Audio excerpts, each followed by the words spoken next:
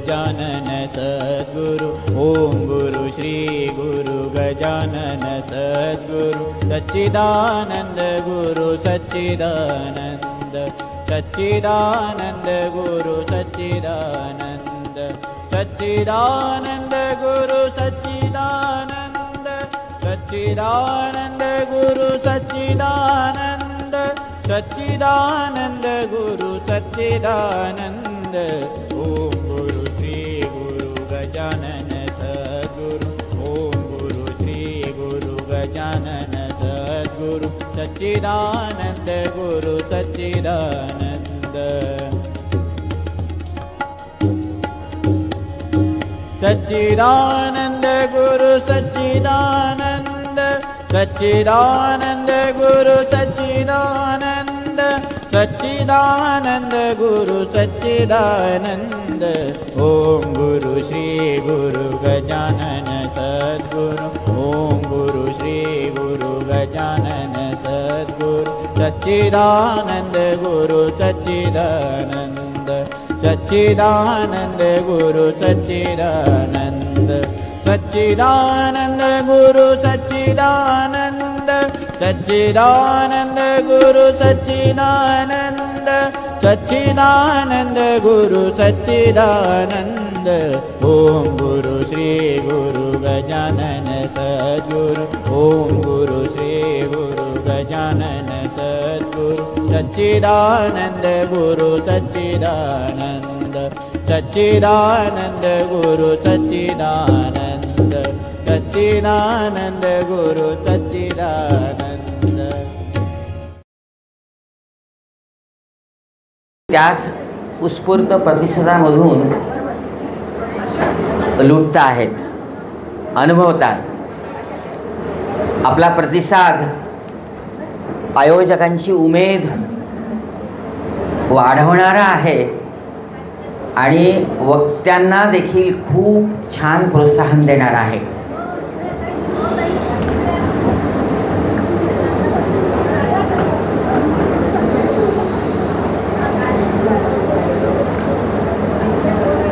काही काही श्रोत्यांची प्रतिक्रिया अशी आहे की संपूच नाही असं वाटतं, सतत राहावं असं, म्हणजे तहान भूक हरपणे ज्याला म्हणतात त्याचा अनुभव आपण घेतो आहे। यावरून आपल्या सगळ्या सद्भक्तांची श्रींच्या चरणी केवढी मोठी छान निष्ठा दृढ श्रद्धा आहे हे कळतं। त्याही पेक्षा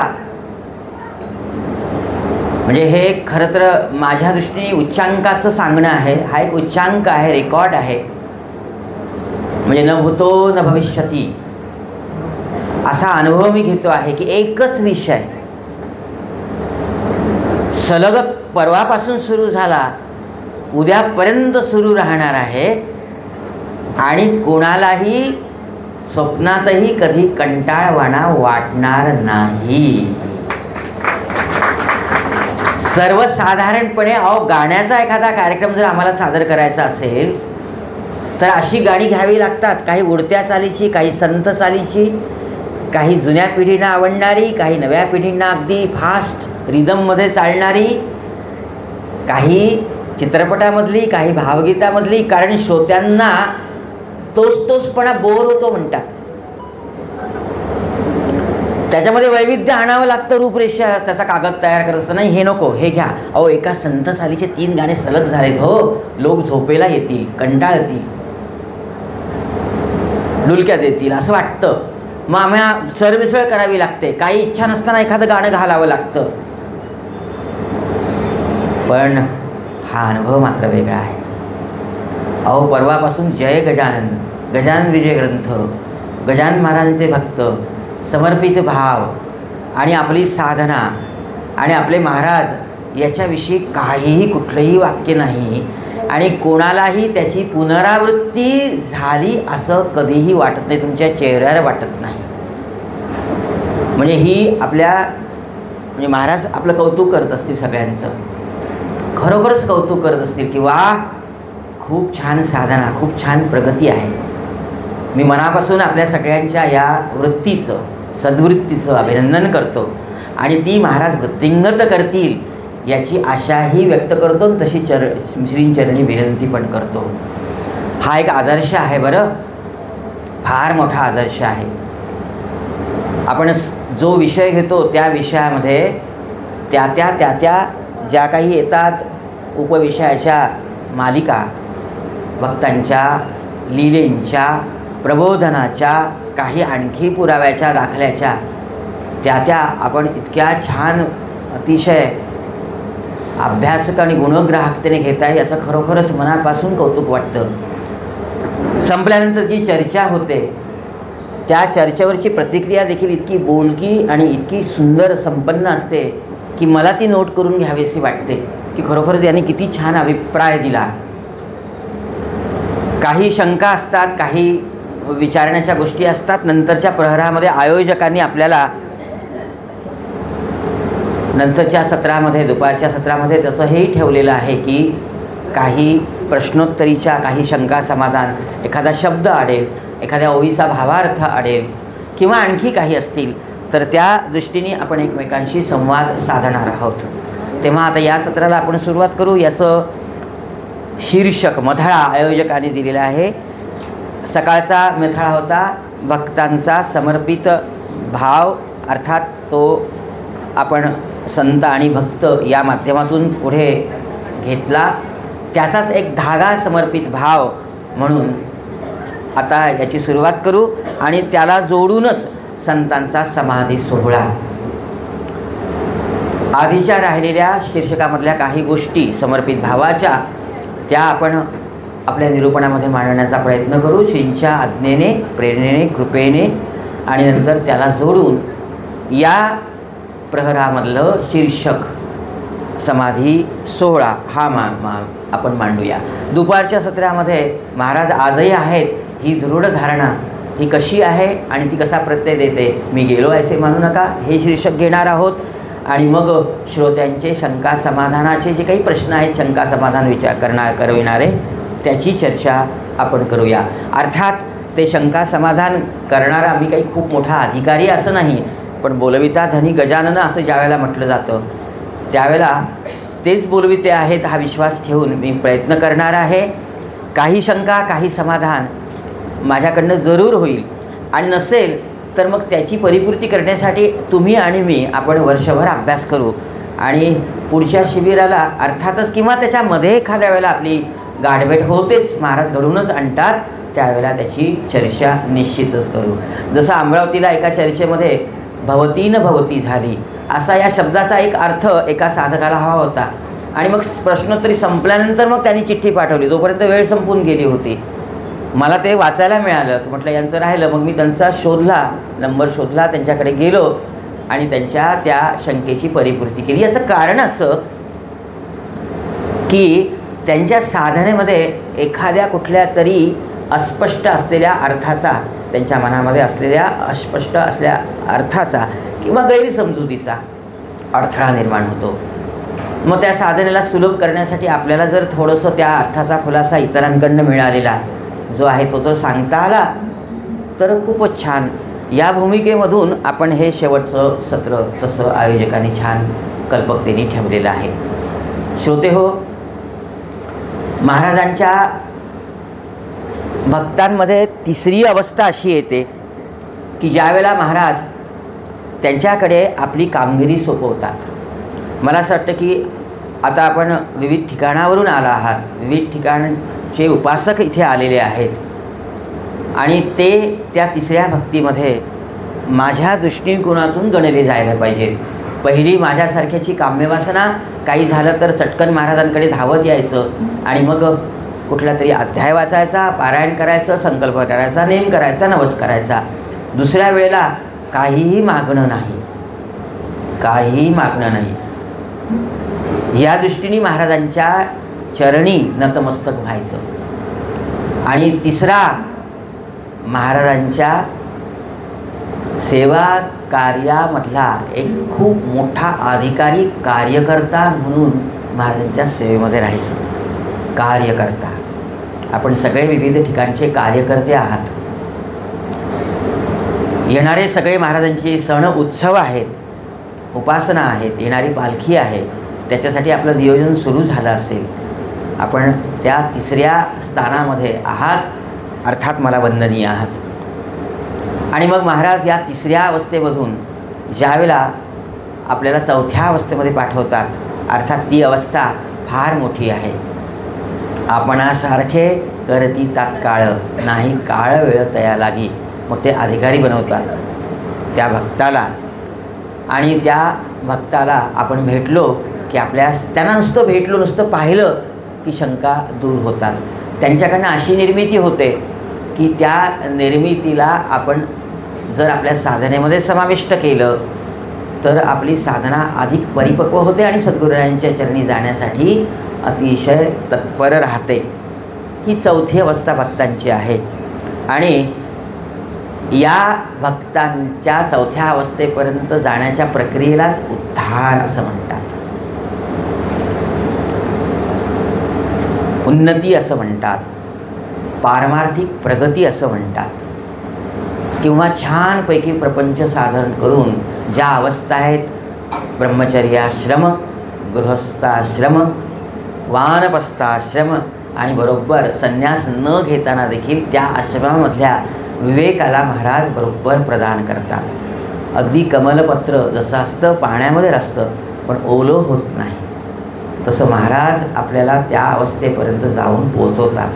काही काही अधिकारी व्यक्ती आहेत बरं आपल्या अवतीभोवती कदाचित आपल्यामध्ये असलेले, की जे या वृत्तीने राहतात, गजाननाचे होऊन राहतात. आणि गजाननाचं होऊन राहण्यासाठी जो एक समर्पित भाव असावा लागतो तो महाराज बरोबर त्याला प्रदान करतात. एकदा त्या तिसऱ्या अवस्थेमध्ये जाऊन पोचलं की बरोबर त्याचे आशापाश मावळून, म्हणजे मुरडून या मन उपजला, असे ज्ञानोबाची आहे ना अभंग, अरे अरे ज्ञाना झालासी पावन, तुझं ध्यान कळवाले, मुरडून या मन उपजला असे चित्ती. मग मनाला छानपैकी मुरड घालतात महाराज, आणि मग आपण स्वाभाविकपणे आपल्यामधूनच उपजतो, तुझं ध्यान कळवाले, अरे अरे ज्ञाना झालासी पावन. मग बरोबर आपल्याला माऊली, गजानन माऊलीनी ज्ञानेश्वर माऊलींनी सांगितलेल्या या अवस्थेपर्यंत जाऊन दीपकी दीपक मावळल्या ज्योती, घरभर वाती शून्य झाल्या.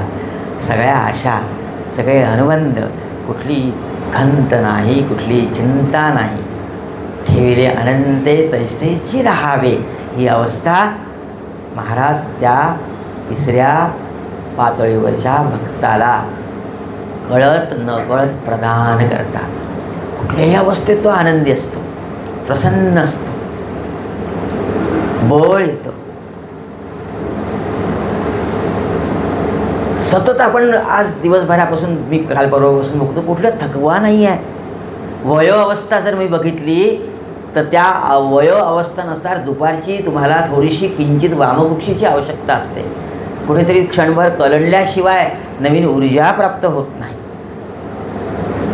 पण तरीही इथे जे आहेत सगळे साधक, ते कुठल्या बळाने इथे माझ्यासमोर उभे राहतात मला दर्शन देण्यासाठी. ते बळ जर बघितलं तर असं वाटतं की नाही, त्या अवस्थेमध्ये आपण महाराजांचं काम करतो आहे ना, मग तो थकवा, तो शीण अगदी आपल्या वाऱ्यालाही फिरकणार नाही. ही अवस्था महाराज प्रदान करतात. त्यासाठी थोडीशी शुद्धी पण करून घेतात. म्हणजे आधीच्या सत्राचा भाव जसं बंकटलालाची पितांबरांची शुद्धी करून घेतली, तशी बाळाभाऊ प्रभू मुंबईवरून आलेत कुठे? आत्माराम भिकाजीकडे, अमरावतीला मामांकडे भाचा आला. मग 4 दिवस राहायचं, मौज मजा करायची आणि मग जायचं. पण बाळाभाऊ ज्यावेळेला आलेत, फार मोठ्या हुद्द्यावर, तार खात्यामध्ये त्या काळाच्या चांगल्या हुद्द्यावर होते, सुखवस्तू होते, म्हणजे घरी सगळी संपन्नता होती. आणि मग अमरावतीला आलेत. त्यांच्या सुदैवाने, त्यांच्या प्रारब्धाच्या त्या सुकृताने त्यावेळेला नेमके महाराज आत्माराम भिकाजींकडे होते. आत्माराम भिकाजी आणि त्यांचे चिरंजीव हे महाराजांचे लाडके भक्त होते. महाराज क्वचितच कोणाकडे स्वतःहून जात असत बरं, क्वचितच स्वतःच्या इच्छेने महाराजांचं भ्रमण असायचं. बोलवलं तर फार क्वचित जात असत. पण मात्र आत्माराम भिकाजीकडे महाराज फार मोठ्या आनंदाने जात असत. त्यांचे चिरंजीव त्यांच्याकडे येते, त्यांना बाबा म्हणत असेल, बाबा मी तुझ्याकडे आलो बरं. आणि मग आत्माराम भिकाजीकडे महाराज आलेत की मग आता दिवाळीच व्हायची, साधू संत येती घरा असं व्हायचं. आणि मग सगळीकडे उत्सव व्हायचा. असं सांगणार आहे की सगळा भक्तमेळा तर महाराजांच्या दर्शनासाठी जमतच असे. पण काही जड किंवा जीव, प्राणी पक्षी देखील तिथे गोळा होत असत असं सांगतात बरं. अशी आख्यायिका आहे. इतकं महाराजांचं तिथलं येणं आनंदवर्धक, आनंददायक असायचं, उद्धारक असायचं. मग त्यावेळेला महाराजांचा मुक्काम तिथे होता. अर्थात महाराज कृपा करण्यासाठीच त्या निमित्ताने जात असत ना. मग तिथे होते आणि नेमके बाळाभाऊ प्रभू तिथे आपल्या मामाकडे आलेत. ज्या वेळेला सद्भक्त आपल्या सद्गुरूंकडे पहिल्यांदा बघतो ना, त्यावेळेला त्याला त्याच्या अंतरीची खून बरोबर उजळ करता येते किंवा गवसते. सद्गुरूंच्या सानिध्यामध्ये आपण ज्या वेळेला येतो ना, त्यावेळेला आपलं पूर्व सुकृत आपोआप जागं होतं.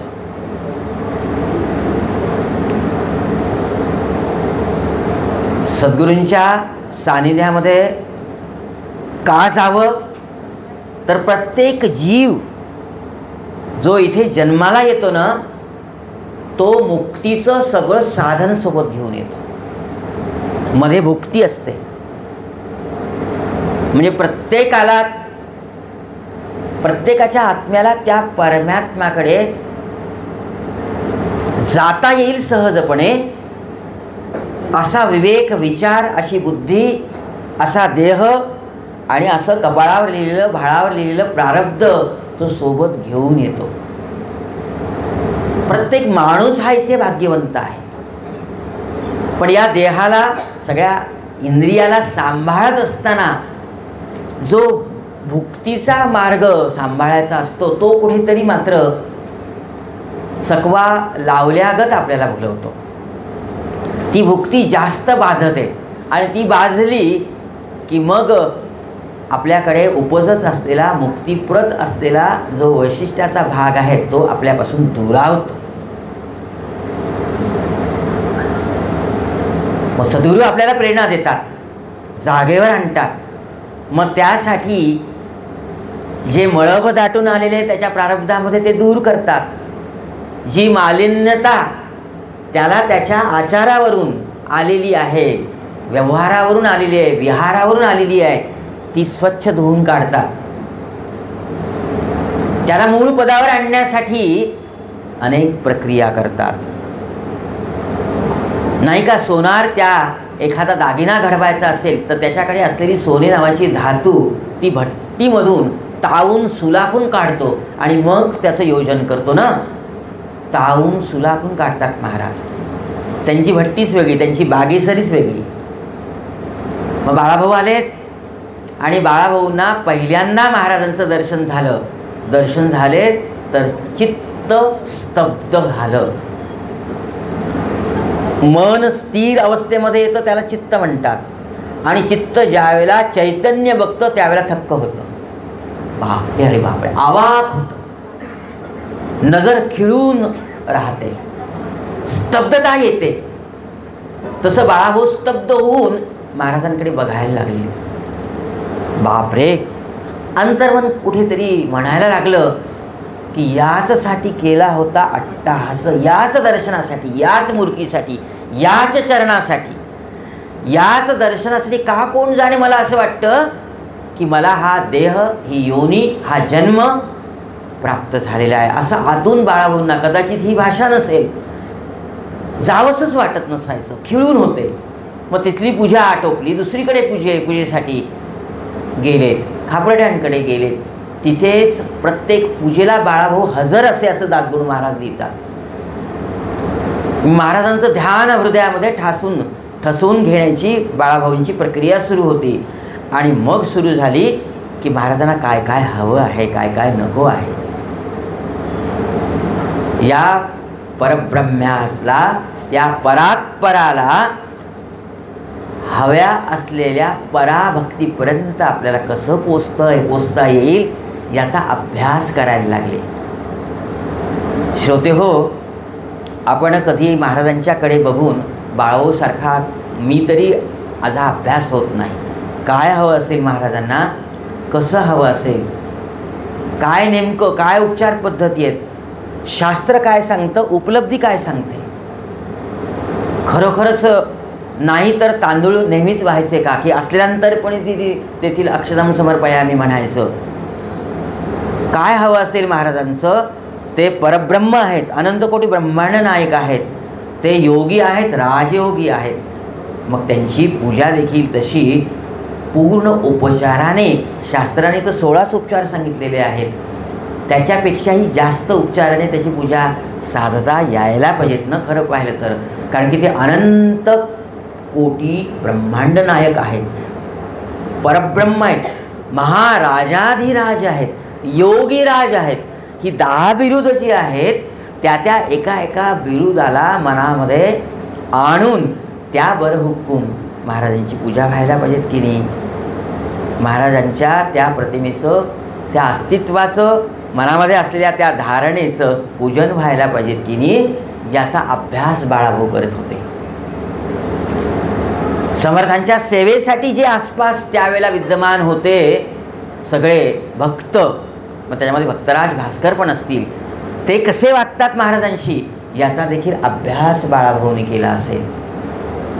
महाराजांच्या समोर पुढे कसं करायचं, कळत न कळत आपला अहंकार महाराजांच्या मध्ये येतो का, त्या अहंकाराला कसं निवटायचं, हा अभ्यास बाळाभाऊ करीत होते. किंबहुना महाराज त्यांच्याकडनं करून घेत होते. बाळा, माझ्याकडे यायचं आहे ना तुला कायमचं, तेव्हा तू आता या सगळ्या गोष्टीचा अभ्यास सुरू कर. शरीराला 2च डोळे दिलेत असं नाही बरं, अनेक नयनाने माझ्याकडे बघ. जे जे तुझ्यामध्ये आहे त्याच्यापेक्षाही जास्त योग्यता मी तुला प्रदान करणार आहे. त्या योग्यतेची योजना माझ्यासाठी, माझ्या भक्तीसाठी कर बरं. नाही का आपण जर आंबे आणायचे असतील तर घरच्या रसासाठी वेगळे आणू, पण महाराजांच्या नैवेद्यासाठी जरा जास्तच प्रतीचे आणू. पुणेकरांना तर फार मोठं धन्यवाद, कितीतरी मोठे आंबे रसासाठी, महाप्रसादासाठी शेगावला पाठवले. निवडून आणला असेल ना तो आंबा, आणि त्या बागवानाने देखील कुठे जातोय शेगावला, नाही थांबा. मग अनेक वेळेला अनुभव येतो हो मला, ये कहाँ आप दे रहे, कहाँ ले जाने वाले हैं, शादी में या फिर ऐसे ही, नहीं महाराज जी को देना है. कौन से है अपने महाराज, गजानन महाराज. और तो फिर ये मत लेके जाओ, मैं थोड़ा और अलग निकाल के देता हूँ, लेकिन तो कॉस्ट वहीं लगाता हूँ, लेकिन ये मत लेके जाओ, बाबा के यहाँ जाना है. चांगलं, अतिशय सुंदर असलेलं हे आपली सगळ्यांची रीत आहे. महाराज तशी योग्यता आपल्याला प्रदान करतात निवडण्याची, आणि ती योग्यता महाराज स्वीकारतात. आणि मग आपल्या मनामध्ये महाराज जे माझ्याकडे आहे, चांगलं आहे, ते सगळं मी छान आपल्या चरणी अर्पण करणार आहे बरं. साधन सुचिता प्राप्त हवी असते प्रत्येक गोष्टीला. गजानन महाराजांच्या भक्त मेळ्यामध्ये ही साधन सुचिता अतिशय फार मोठ्या कटाक्षाने प्रतिपाळली जाते. जी साधना आहे ती शुद्ध, जलशुद्ध, अन्नशुद्ध. अहो, साधा हार देखील महाराजाला घालायचा असेल तर तो नीट घातला गेला पाहिजे, कोमेज दिल्या फुलांचा नको. दुर्वा देखील छानपैकी त्याचे खालचे वरचे जे 3 असतात, जे पानं, खालचा जो डेक असतो तोही एकामध्ये येईल तसा संस्थानामध्ये ही फार दक्षता घेतली जाते. कुठल्याही निवासामध्ये तुम्ही जा, भक्त निवासामध्ये रूम घ्या, तिथे जो फोटो लावलेला असतो तो कधीही तिरपा लागणार नाही. तिथला हार व्यवस्थित घातलेला असेल. माझ्या घरच्या फोटोचे हार 2-2 महिने प्रगट दिना घातलेले ऋषीपंचमीला उतरवले जातात. महाराजांना ते पोचतात, अरे हे निर्माल्याचं काढ रे, नको वाहू फुल नवीन, जुनं तर काढ. कान धरतात माझं, खरोखर सांगतो. हा विवेक विचार महाराज बरोबर आपल्याला करतात. तो अभ्यास योग प्रत्येक भक्तांकडून महाराज करून घेतात, बाळाभाऊंकडून तो चालू होता. एक एक शुद्धी करतात. साधन सुचिता. महाराजांकडे जायचं असेल तर आपल्याकडे एक पेहराव आहे बघा. शेगावला जायचं असेल तर शक्यतोवर आपण त्या पेहरावामध्ये की महाराज आपल्याला बघतील ना, म्हणून महाराजांकडे महाराजांना आवडणाऱ्या पेहरावामध्ये सादर व्हायचं. ते साधन सुचित असायला पाहिजेत, शुद्ध असायला पाहिजेत. स्नान करून तर आपण सगळे जातो, पाय धुवून जातो, तनाची आणि मनाची देखील शुद्धी करून जातो, धन देखील शुद्ध घेऊन जातो. आणि मग आपला सगळ्यात महत्त्वाचा म्हणजे हेतू देखील शुद्ध असतो. जसं आपण आधीच्या याच्यामध्ये बोललो की सगळे दुःख सुख लपवा आणि साधन व्हा. महाराजांना क्लेश होतील न, आणि शक्यतोवर सोसता येईल तो सोसा, नाही सोसण्याच्या पलीकडचं गेलं तर ते आहेतच न. लेकुराची अवघे हित माता एकते जाणत, ऐशा एका अभंगात श्री तुकोबा बोलले. भास्कर महाराजांनीच आपल्याला सांगून ठेवलेलं आहे ना त्या 5व्या अध्यायामध्ये की त्यांच्यासमोर हे का आपला चालू नका, ते जे सांगतील तसं वागा. आणि त्यानुसार मग आपल्याकडे हेतू शुद्धता येते. आपल्याला आठवत असेल आपल्या शेगावच्या मूळ मंदिराच्या बाजूला बाळाभाऊ महाराजांचं जे मंदिर आहे, सेवाधारी बाळाभाऊ महाराजांचं मंदिर, बाळाभाऊंचीच कथा चालू आहे. तिथे एक जुनी अशी हिंदीमध्ये पाटी लिहिली होती. तिच्यातला मजकूर, तिच्यातलं एक वाक्य मी कायमचं माझ्या मनामध्ये बिंबवून ठेवलेलं आहे की मन का हेतू देखकर महाराज सेवा का मौका देते थे. असं वाक्य म्हणजे श्रोत्यांच्या किंवा भक्तांच्या मनामधला जो हेतू आहे तो हेतू ओळखून महाराज त्याच्या सेवेची स्वीकृती करीत असत. चला भोजनासाठी देवा, पहा सर्व हो झाले भुकेले. नैवेद्य दाखवा. पाणी, हां तो लोटाही ते, हां तो पाणी आहेच, तुम्ही आणलेलंच आहे. हां, तुळशीचं एखादं पान आहे का, तुळशीपत्र आहे का आपल्याकडे एखादं? तुळशीपत्र आहे, त्या ताईंकडे आहे तुळशीपत्र. हां हो, नाही बरोबर आहे ना, आहे ना आपल्याकडे. पण खाली मंडल काढा. नाही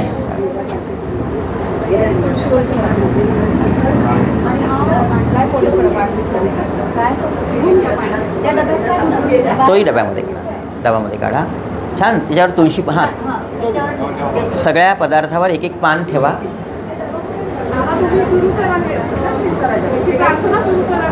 बरं, नैवेद्य मी म्हणतो. हां, ज्यांना रेकॉर्ड करून घ्यायचं आहे त्यांनी खुशाल रेकॉर्ड करून घ्या.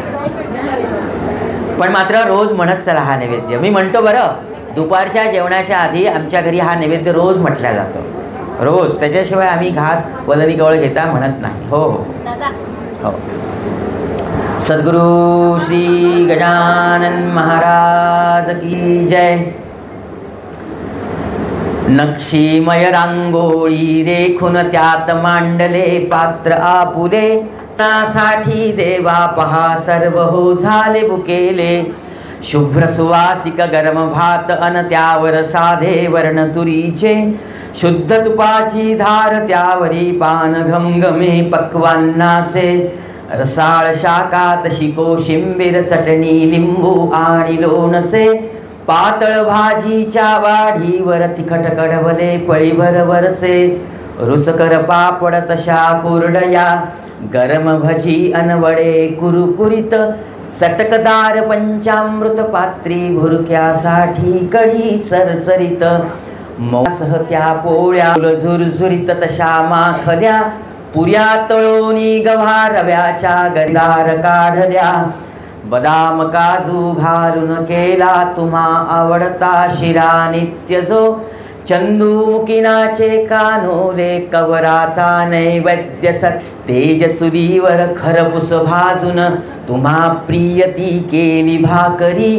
आंबाडीची भाजी आणि ऊन पिठल्याची असे तयारी. तुपाळ थोडी रंगरस भरी, जिलबी आग्रह करून वाढली. किंवा रसिले गुलाब जामुन अथवा फेणी दुधात मुरली.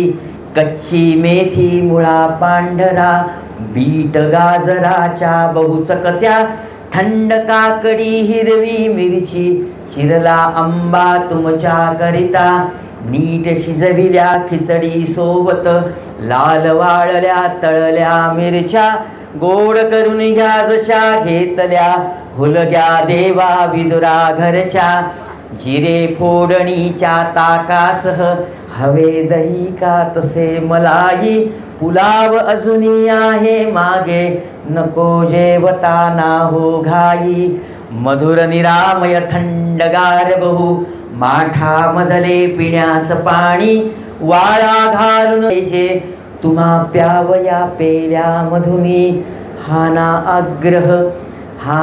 आग्रह ही तर इच्छा, रामासाठी समाराधना, विडा दक्षिणा स्वीकारावी ही असे प्रार्थना, अन्न ब्रह्म हे तुम्ही म्हणाले, अन्न ब्रह्म हे तुम्ही म्हणाले, म्हणून हे ब्रह्म्याचे पूजन, गजानना हो गरीबा घरचे, आज करावे यथेच्छ भोजन, गजानना हो गरीबा घरचे, आज करावे यथेच्छ भोजन. सद्गुरु श्री गजानन महाराज की जय. महाराज सावकाश होऊ द्या.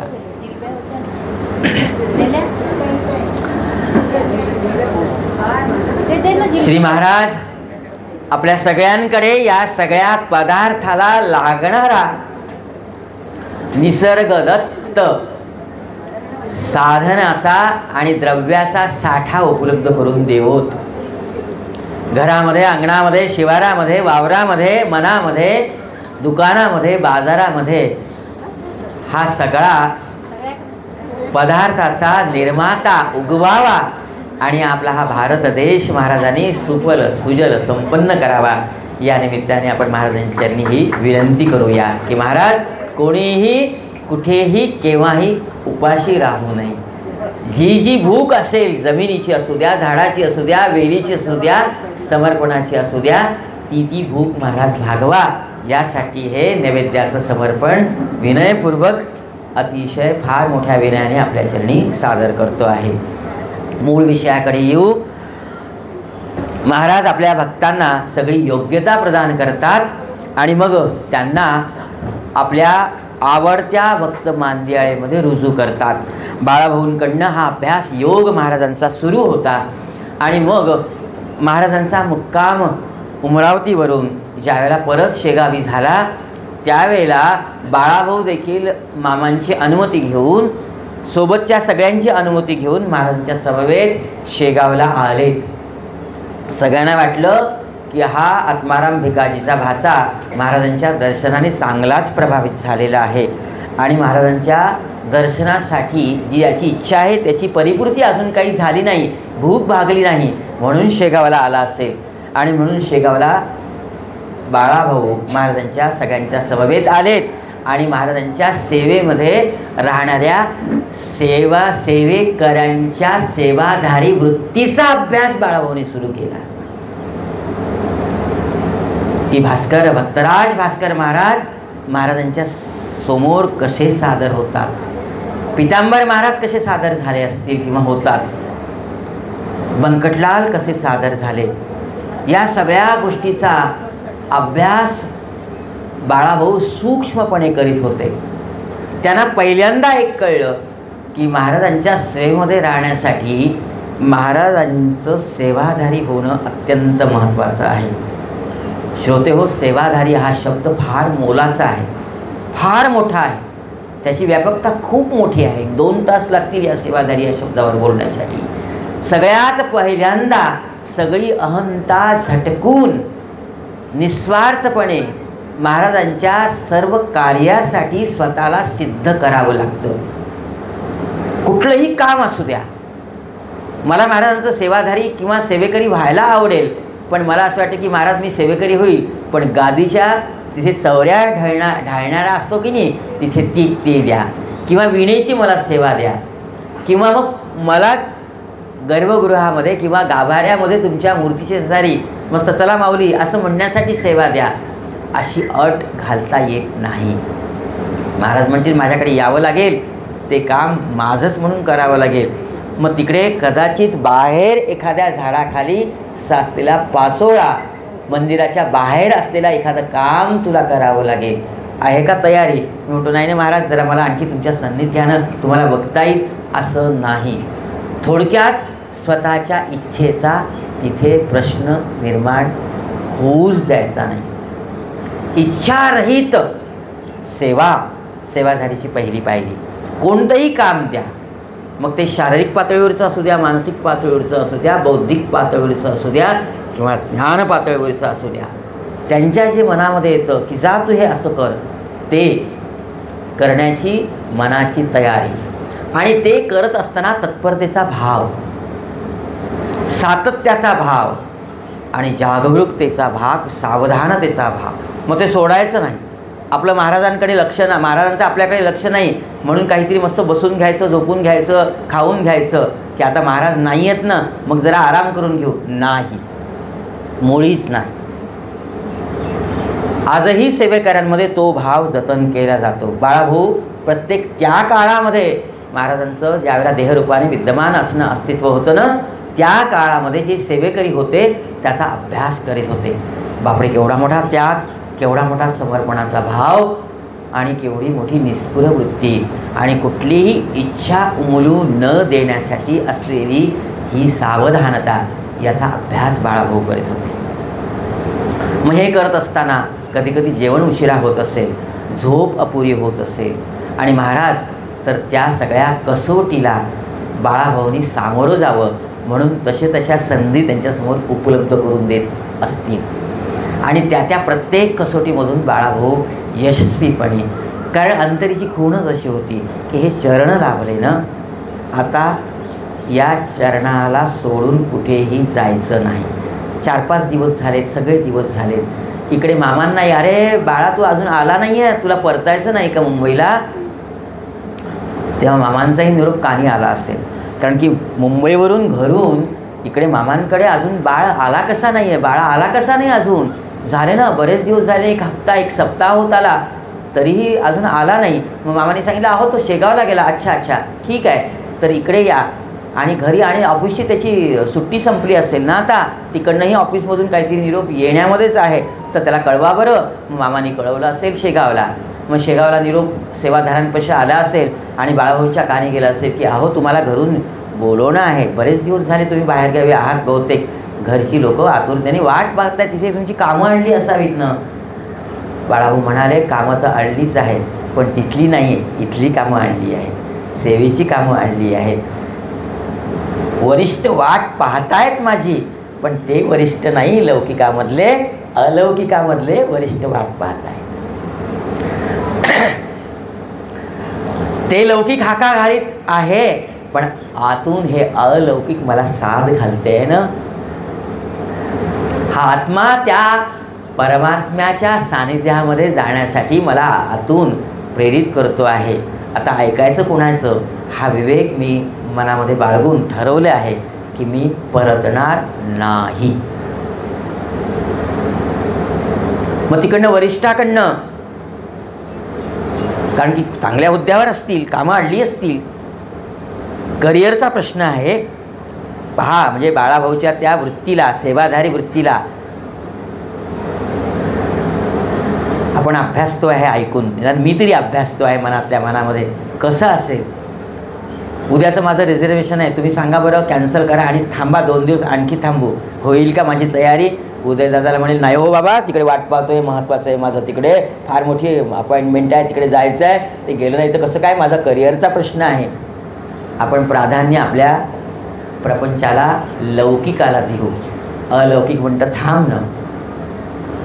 आणि खरं पाहिलं तर शास्त्रामध्ये असं सांगितलेलं आहे, गुरुगृही ज्यावेळेला आपण जातो ना, त्यावेळेला गुरुगृही जाण्याची कदाचित तारीख आपण निश्चित करू, पण परतण्याची तारीख मात्र गुरु निश्चित करत असतात, असं सांगितलेलं आहे शास्त्रामध्ये, गुरुगीतेमध्ये. म्हणून जुन्या पिढीमध्ये बघा की ज्या वेळेला एखाद्या समारंभासाठी गुरुगृही सत्शिष्य जात असे, त्यावेळेला अभिवादन करायचं, थांबायचं, जे काम असेल ते काम घ्यायचं आणि मग मनामध्ये आहे 2 दिवस राहू 3 दिवस राहू, तिथल्या व्यवस्थेवर ताण येणार नाही अशा पद्धतीने. पण जोपर्यंत गुरुआज्ञा होत नाही की या आता, तोपर्यंत तिथून जायचं नाही. जोपर्यंत आज्ञा मिळत नाही, अनुज्ञा मिळत नाही, तोपर्यंत या आता, तोपर्यंत नाही, असा शिरस्ता अनेक पिढ्यांनी सांभाळलेला आहे. मग गुरूंपाशी यायचं समोर, मग गुरु म्हणायचे काय समोर समोर येऊन घोटाळत आहेत, जायची मला वाटते घाई आहे, या आता, काही हरकत नाही आहे, तोही प्रपंच आपलाच आहे, बरं जा आता. मग मिळाली अनुमती, मग जायचं, असा शिरस्ता होता. त्या शिरस्तावर हुकूम बाळाभाऊ तिथे महाराजांच्या सेवेमध्ये रममाण होते. त्यांनाही काळजी असेल, अहो याला बेजबाबदारपणा तर मुळीच म्हणू नका, काळजी होतीच ना, मामांच्या निरोपाची होती, तिकड्या कुटुंबाच्या सगळ्या व्यवस्थेची जबाबदारी होती, नोकरीमध्ये असलेल्या त्या डिपार्टमेंटची पण जबाबदारीची काळजी होतीच ना. पण प्राधान्य हे गुरु आज्ञेने कशाला द्यायचं हे ठरवायचं होतं, ठरायचं होतं. महाराजांच्या समोर कदाचित बाळाभाऊ गेली असतील, पण महाराजांच्या त्या दृष्टिक्षेपामध्ये अजून परत न्यायची आज्ञा नव्हती.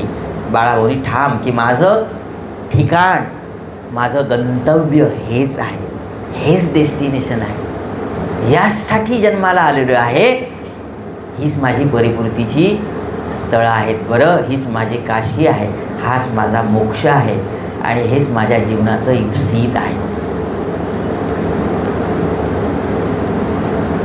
अनेक आग्रह झाले, शेवटी एक मला असं वाटतं की माझ्या ऐकिवानुसार गेले आणि तिकडे राजीनामा देऊन मोकळे होऊन इथे आलेत, त्यांची रुजवात केली, त्यांची व्यवस्था केली आणि मग इथे आलेत, मोकळे होऊन आलेत, जणू काही सर्व संग परित्याग करून आले.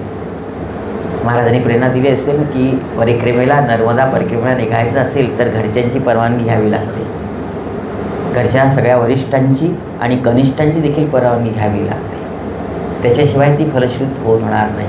मग महाराज म्हणाले असतील, बाळा आता तुझ्या मनाचा हेतू शुद्ध झाला, आता मी तुझी सेवा स्वीकारण्यासाठी तयार आहे, पण बाळा तिकडच्या जबाबदारीची निर्वाह करून येणं, त्यांना निववून ये, निरसून नव्हे, त्यागून नव्हे, निववणे म्हणजे छानपैकी समजूत घालणे. आई मी येतो बरं, काळजी करू नको, जशी तू माझी आई आहेस, जसे तुम्ही माझे बाबा आहेत, तसे तर परमपिता आहेत. आपण म्हणतो ना ईश्वराला, त्वन्नो माता त्वं पिता तोदितस्त्वं त्राता योगक्षेम कृत सद्गुरुस्त्वं त्वं सर्वस्वं नो प्रभो विश्वमूर्ते. तुम्ही विश्वाची मूर्ती आहात, सद्गुरू आहात, तेव्हा तुम्ही सगळे आहात, नाही का? तशी रुजवात केली असेल, सगळ्यांना सांगितलं असेल, कार्यालयामध्ये जाऊन देखील सांगितलं असेल की मी छान कार्यकर्ता होतो, तुमचा चांगला कामगार होतो, चांगला एम्प्लॉई होतो, पण आता मला माझ्या कामगिरीवर जाऊ द्या, मला आता पदोन्नती द्या, मला मुक्त करा या सेवेमधून. सगळ्यांची बाळाभाऊनी रुजवात केली असेल, तेव्हाच पुढे साधन सुचिता त्यांच्या देहामध्ये अंतर्भूत घेतली आणि तेव्हाच पुढे महाराजांनी त्यांना स्वीकारलं आणि उत्तराधिकारी बनवलं. साधी गोष्ट नाही बरं ही. नंतर मग बंद झालेत, बंद झाल्यानंतर मग ज्यावेळेला आलेत त्यावेळेला मग महाराजांना आणखी एका गोष्टीची शुद्धी करायची होती. मनाची शुद्धी झाली, हेतूची शुद्धी झाली, प्रारब्धाची आणि देहाची शुद्धी व्हायची होती. आपल्या प्रारब्धामध्ये पण काही काही अडचण अशी असतात ना की जे सद्गुरूंच्या सेवेसाठी सर्वार्थाने समर्पित होऊन देण्यासाठी लवकर अनुमती देत नाहीत. आपल्याकडे श्राद्ध, तर्पण, कुळाचार का करावा माहिती आहे का?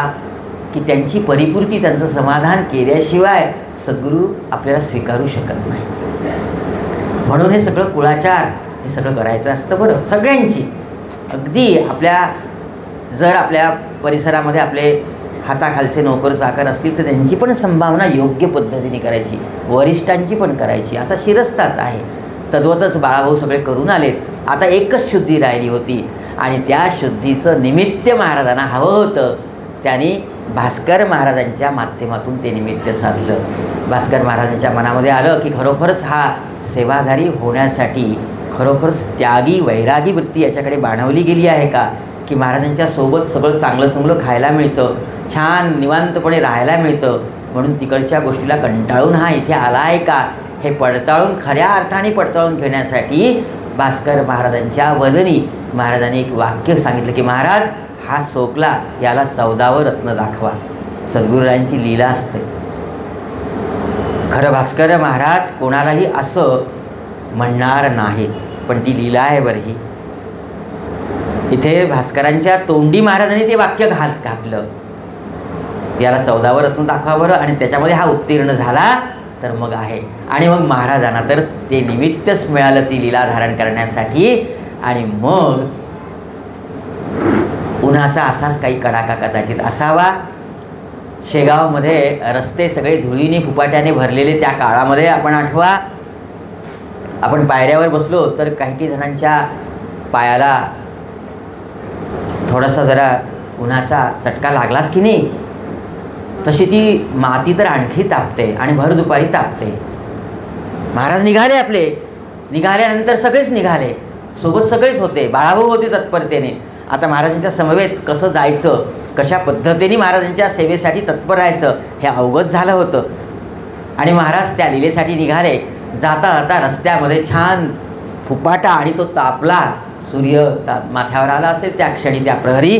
आणि मग महाराज थांबले एकाएकी आणि बाळाला बोलवलं, बाळा ये इकडे. आणि बाळाला खाली पाडलं. लोक पाहतायत काय झालं. अचानक महाराजांना असं क्रोधित झालेलं सगळ्यांना जरा विलक्षणच वाटलं. अहो क्रोधित नाही, चांगलाच रौद्र अवतार महाराजांनी हळूहळू धारण केला. पाळलं आणि खालून पोळायला लागले असतील बाळाभाऊ. आणि पाळल्यानंतर मग लाथेनं तुडवणं चालू केलं. आपला हा पुरीत देह, कैवल्याचा पुतळा, अजान भाऊ असलेले महाराज योगीराज की ज्यांचा देह निमित्ताने होता आणि तो देह त्या परमात्म्याने पांघरला, म्हणजे तो देह देखील परम्यात त्याचं एक लावण्य झालं ना. अहो ज्याला चंद्रावरची शीतलता आणि सूर्यावरची प्रखारता दोन्हीही गोष्टींची उपमा जरी दिली तरी अपुरी पडेल असा तो लावण्यमय पुनीत देह हा बाळाभाऊच्या तनूला स्पर्श करतो आहे पायाने हाताने. क्रोध वरवरचा आहे पण आतून हा शक्तिपात सुरू होता. देहाची शुद्धी, प्रारब्धाची शुद्धी. वरवर लोकांना वाटलं की हा महाराज बाळाला तुडवत आहेत. आपल्याला देखील अशाच प्रकारे कधीकधी महाराज त्यांच्या पुनीत देहाने ताडण करतात. आपल्याला असं वाटतं की महाराज का त्रास देत आहेत, महाराज वारंवार असं का होत आहे, का गुडघे दुखत आहेत, का टोंगळी दुखत आहेत, का हृदया का होतं आहे. कदाचित ती प्रक्रिया महाराज जर आपल्याविषयी करत असतील तर, त्या शुद्धीची प्रक्रिया करत असतील तर. अहो शनीची 7.5 देखील असं म्हणतात की जी येते ती आपल्या जीवक कणाला शुद्ध करण्यासाठी येते. ते उपकारक असतं, आपल्यावर न्याय देण्यासाठी असतं. आपला पुढचा प्रवास मागच्या सगळ्या अशुद्धीला क्षालन करून छान शुद्ध बनवण्यासाठी ते शनी महाराज येत असतात. बरं ती काही पीडा नाही आहे, ती काही आपदा नाही आहे, खरं संधी आहे. महाराज हा प्रयोग करत आहेत. बाळाभाऊ आनंदाने सगळं स्वीकारत आहेत. इतका क्रोध उच्च कोटीला गेला की मग महाराजांनी तुडवणं थांबवलं आणि एक छत्रीवाला चालला होता. अर्थात छत्री ज्या अर्थी त्या हातात आहे त्या अर्थी ऊन आहे हे कळतं. ती त्या छत्रीने मारणं सुरू केलं बाळाला. छत्री मोडली, महाराजांचा क्रोध आवरेना आणि मग काठीवाला एक चांगली भरीव वेळूची काठी होती, ती काठी हिसकवली महाराजांनी दुसऱ्याच्या हातची आणि तिने बनवणं सुरू केलं. हा क्रोध शिगेला पोचला. सगळेजण धावले. भास्कर महाराज बंकटलाल सगळ्यांना बोलवणं केलं. कृष्णाजींना बोलवणं केलं, ते वरिष्ठ होते, त्यांना बोलवा बाबा हे काय झालं. आपण सहज म्हणालो की याला 14वं रत्न दाखवा आणि गुरुरायांनी खरोखरच मनावर घेतलं आणि खरोखरच तर आता बाहेरगावचं हे लेकरू मरेल ना अशा माराने. सगळेजण चिंतावले. महाराजांचा कोप शांत कसा करावा. बंकटलाला बोलवलं की ज्यांचं साधारणपणे महाराज ऐकत होते, कृष्णाजी पाटलांना बोलवलं, सगळ्यांना बोलवलं आणि मग सगळेजण हात बापरे ते रौद्र रूप महाराजांनी धारण केलं होतं. सगळे म्हणतात गुरुराया शांत व्हा, आमच्यासाठी शांत व्हा, त्या बाळाच्या देहासाठी शांत व्हा. अहो तो बेजार झाला आहे अशा मारण्याने. महाराज एकदम आविर्भाव बदलून मूळ सौम्य स्वरूपामध्ये आले. तोपर्यंत तो सगळा प्रयोग झाला होता, सगळी शुद्धी झाली असेल ना. आणि मग महाराज म्हणाले, मी कुठे मारलं बाळाला? बाळ छान आनंदाने त्या महाराजांच्या पलंग मेदिनीवर पहुडलेली आहे. पलंग ज्याचा मेदिनी म्हणजे भूमी, ती कुठे तप्त होणार आहे? ज्याने या भूमीला आपलं आसन केलं, ती मृण्मयी, ती मृत्तिका बाळाभाऊला चटके देईल का? तोही अर्क सूर्य, त्यानेही देखील आपल्या किरणाला त्यावेळेला आवर्त केला असेल. ही लीला बघण्यासाठी जो निसर्ग त्यावेळेला साक्षी होता, तो त्यावेळेला शीतलतेने सौम्यतेनेच विद्यमान होता. म्हणून महाराज म्हणाले, पंचमहाभूतावर महाराजांची श्रद्धा होती ना. महाराज म्हणे, मी कुठे मारलं बाळाला? काय झालं बाळा, उठ बरं. हे लोक म्हणतात मी तुला मारलं, तुझं अंग दाखीव सगळ्या लोकांना. बाळा उठले, थोडंसं झटकसार केलं असेल. आधी ज्या चैर्येमध्ये होते आनंदाच्या, त्याच चैर्येमध्ये बाळाभाऊ होते. कुठलाही विषाद नव्हता. श्रोते हो, संतांनी दिलेला फटका केव्हा आपल्याला लागतो माहिती का? खरोखरच आपल्यामध्ये काही विषाद किंवा आपला हेतू असेल तर. माझं माझं माझं माझं म्हणण्याची वृत्ती जर आपल्याकडे असेल ना, तर त्यावेळेला ते जे फटका देतात ना, तो फटका लागल्यासारखा होतो. आणि नसेल तर बाळासारखं मी कुठे म्हटलं. मग एखादं काही जर एका आमच्या याच्याकडे बरीच चोरी झाली. चोरी झाल्यानंतर अमरावतीला चोरी झाली, आंबेडकरांकडे चोरी झाली, बरंचसं गेलं. महाराजांचं तिथे अधिष्ठान आहे. त्या कुटुंबाला काहीही वाटलं नाही. रीतीप्रमाणे सगळे उपचार केले, सगळे रिपोर्ट केले.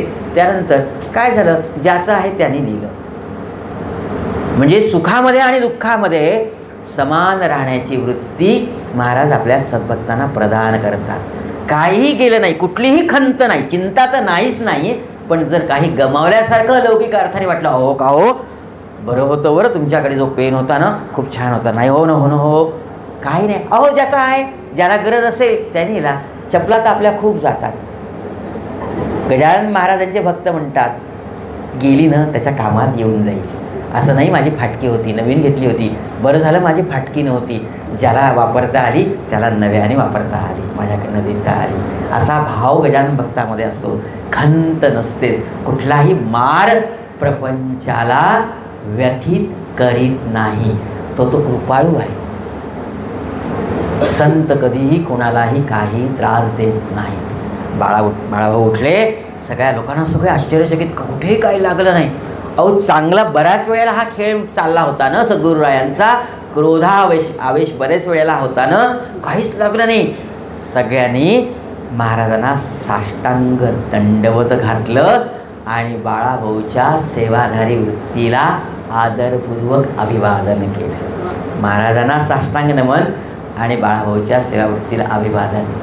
म्हणून महाराजांच्या चरणी नतमस्तक व्हावं आणि श्रोत्यांना महाराजांच्या भक्तांना अभिवादन करावं. सगळ्यांनी बाळाभाऊला मानलं की बाळा मानलं, चुकलं बरं, खरं संशय घ्यायलाच नको होता, पण ती सद्गुरुरायांची लीला. आणि मग बाळाभाऊने ओळखलं की माझी ती परिपूर्ती व्हायची राहिली होती ना. अहो ती आई ज्यावेळेला त्या बाळाला नाहू घालते ना, तर ते तळमळत रडतं, त्याचे पाय ओढते, खसखस खसखस खसखस कासते मांडीवर, पाय असे करून. पूर्वीच्या बाया स्नान घालायच्या ना बाळाला, पाहणाऱ्याचा जीव कळवायचा. अहो कसं, अहो आजी ते तुमचं नातू आहे ना, तो काही होत नाही त्याला. आणि तेही तळमळीने लाल होईपर्यंत ते लेकरू रडायचं ना. नंतर त्या बाळाला कळायचं की आपण उंच धष्टपुष्ट झालो, आपली उंची वाढली. ती आजीने पाय ओढले, बोट ओढले, म्हणून न हे बाळाभाऊला माहीत होतं. बरं सांग, सद्गुरुरायांची लीला किती आगाध आहे. तुमच्या आमच्या वाट्यावर जर येत असतील काही दूषणं, शारीरिक, मानसिक, आर्थिक, व्यावहारिक, कौटुंबिक, तर असं समजायला काय हरकत आहे, मनाला समजून सारं काय हरकत नाही की महाराज नाऊ माकू घालताय. आहे ना, किती छान कल्पना आहे ही, किती छान चिंतन आहे हे.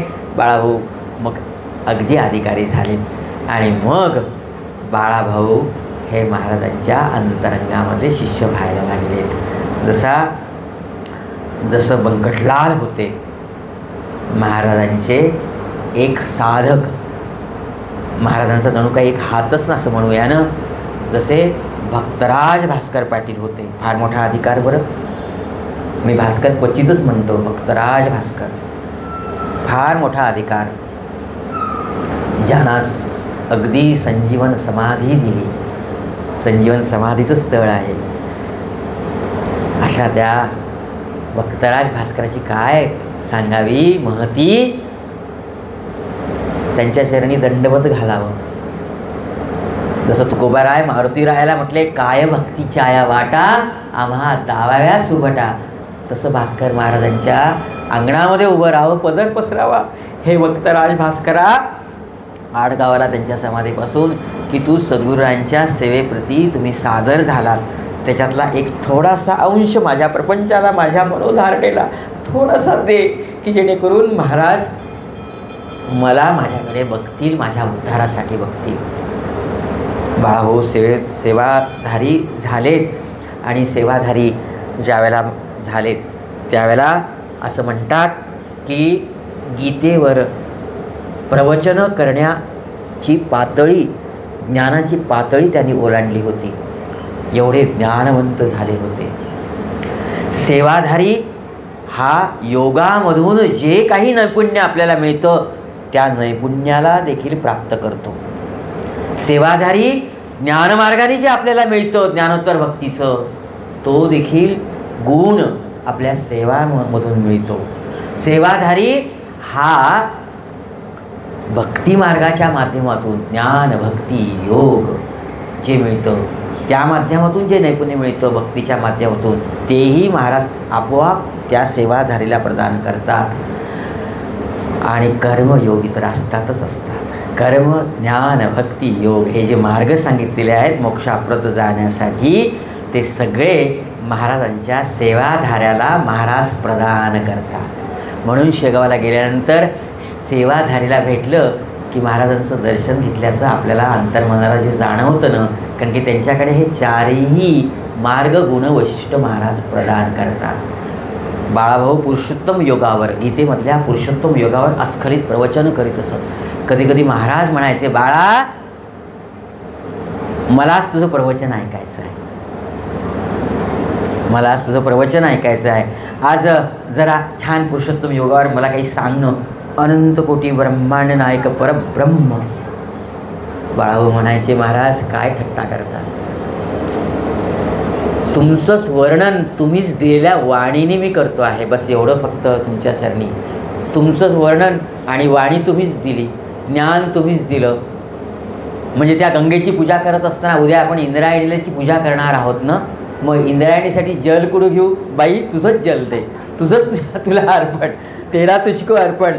या भावाने पुरुषोत्तम योगावर बाळाभाऊ प्रवचन करत असत. महाराज छान संतुष्ट होत असत. पण कुठेही बाळाभाऊ महाराजांना सोडून कुठेही गेले नाहीत. माझ्या माहितीमध्ये किंवा तुमच्या माहितीमध्ये की बाळाभाऊंचं प्रवचन अमुक ठिकाणी झालं, त्यांना निमंत्रण दिल्या गेलं, त्या यात्रेमध्ये त्या जत्रेमध्ये त्या उत्साहामध्ये गेले असं नाही. वाटतही असेल, पण समर्पणाचा भाव, उपासनेमधला समर्पण भाव हा फार फार फार महत्त्वाचा आहे. आणि त्याच्यामध्ये परिपूर्णता या सगळ्या भक्त मंडळींनी कमावली होती. किंबहुना महाराज आणि ते नाण्याच्या दोन बाजू होत्या. बंकटलाला नमस्कार केल्यानंतर तो बाजूच्या नाण्याची दुसरी बाजू असलेल्या गजानन महाराजांना पावतो. भास्कर महाराजांच्या समोर लोटांगण घातलं की सद्गुरूरायांच्या चरणी लोटांगण घातल्या जातं. बाळाभाऊंचा आठव केला की महाराजांच्या स्मरणभक्तीचा पुण्याईचा ठेवा आपल्याकडे चालत येतो. ही अशी भक्त मांदियाळी महाराजमय होऊन गेली. परवा दिवशी हे काढला होता ना, विषय काढला होता ना की 29 वर्ष गजानन विजय ग्रंथ लेखनासाठी का लागलीत. त्याचं उत्तर माझ्या चिंतनाप्रमाणे हे आहे की त्या 32 वर्षामध्ये अनेक लेखक उपलब्ध होते, पण कोणी कोणाला लिहायचं, सगळे महाराजमय होऊन गेले होते. जिकडे तिकडे महाराज दिसायचे. महाराजांच्या लीला इतक्या होत्या त्यांच्या लेखी की ह्या कसा हा सागर घ्यायचा. जसं ज्ञानोबा माऊलीच्या एका अभंगामध्ये आहे, पाया पडू गेलीची पाऊलेची न दिसे, उभा स्वयंभू असे समोर की पाठीमोरा न कळे. आहे ना, हे असं झालं ना की आता मी कोणाला जाऊ, कोणाला लोटांगण घालो, तो आणि तो मीच आहे. आपणासारखे करती तात्काळ. तसं महाराजांनी सगळ्यांना आपलं करून घेतलं होतं. आणि त्या सगळ्या गजानमय झालेल्या परिवारामध्ये मला सांगा कोणी कोणाची पोथी लिहायची, हा प्रश्न. आणि लिहायची असेल तर ते धारिष्ट सद्गुरूंच्या समोर येईल का?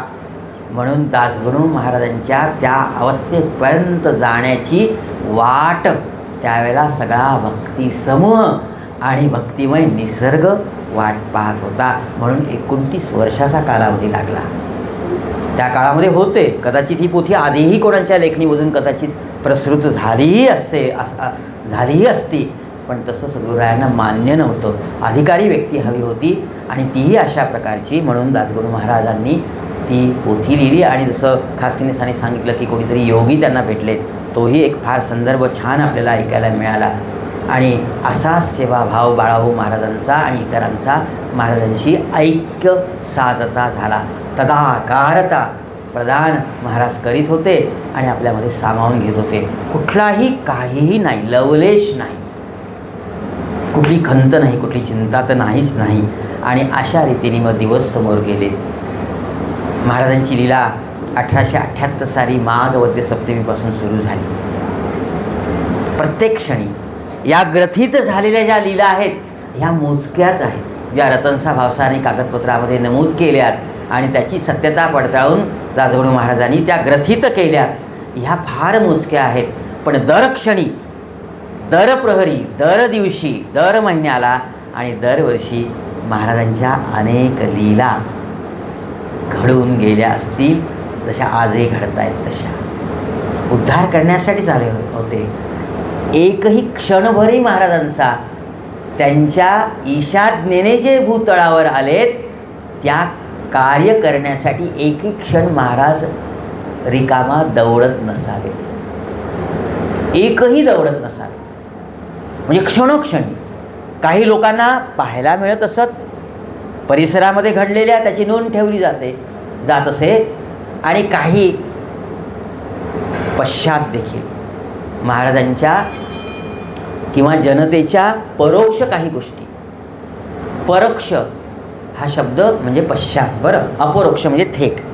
तुम्ही माझ्या आता अपरोक्ष बसलेले आहात. इक्ष म्हणजे डोळा, परोक्ष म्हणजे डोळ्याच्या आड. परोक्ष भास्कर महाराजांच्या त्या कथेमध्ये येतं ना की भास्कर महाराजांनी सांगितलं की छान महाराजांचं समाधी मंदिर बोलवा, हो हो म्हणणं होते.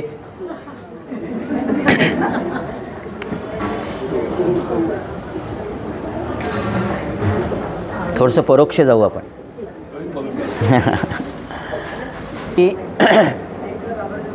भास्कर महाराजांची शेवटची इच्छा होती की छान स्मारक व्हावं आपल्या महाराजांचं.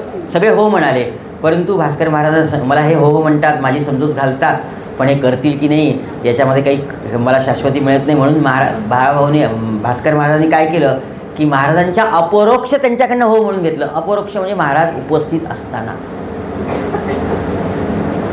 बोलत असताना परोक्ष अपरोक्ष या शब्दाची गल्लत होते, म्हणून मला हे सांगावं लागलं. बरं, असं महाराज सगळ्यांकडनं करून घेतात. मग प्रत्येक क्षणी काही परोक्ष काही अपरोक्ष असा उद्धार महाराजांचा चालू होता. त्या 32 वर्षामध्ये अनेक कुटुंब, अनेक गावं आणि अनेक ठिकाणी. आणखी एक गोष्ट कदाचित माझी तुम्हाला पटेल, जिथे जिथे महाराज जात असत ना परगावी, आणि जिथे जिथे महाराजांचा पदस्पर्श झाला, मुक्काम झाला, कुठे अन्नग्रहण केलं असेल, तिथे तिथे त्या भूमीचा उद्धार झाला आणि ती पेरलेली कृपा आज उगवते. बघा या 10 वर्षामध्ये किती मंदिरं महाराजांची उभी होत आहे.